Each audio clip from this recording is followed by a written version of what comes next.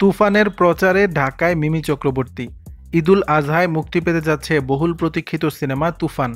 সিনেমাটিতে শাকিব খানের বিপরীতে দেখা যাবে দুই নায়িকা মাসুমা রহমান নাবিলা ও কলকাতার মিমি চক্রবর্তীকে।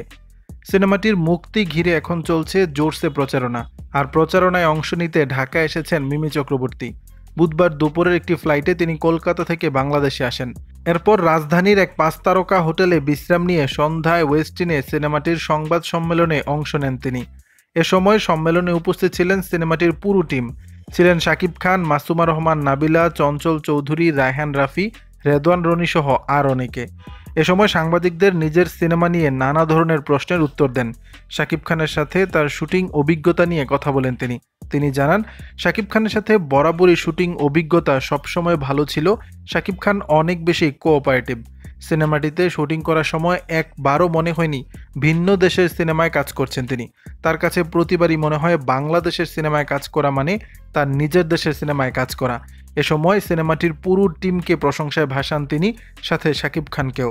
বাংলাদেশ তার ভীষণ ভালো লাগে এমনটি জানিয়েছেন নায়িকা মিমি চক্রবর্তী। এখন দেখার অপেক্ষা তুফান সিনেমায় মিমি শাকিব জুটি কতটা তুফান চালাতে পারে। দর্শক, বিষয়টি নিয়ে আপনাদের মতামত জানাবেন নিচের কমেন্ট বক্সে।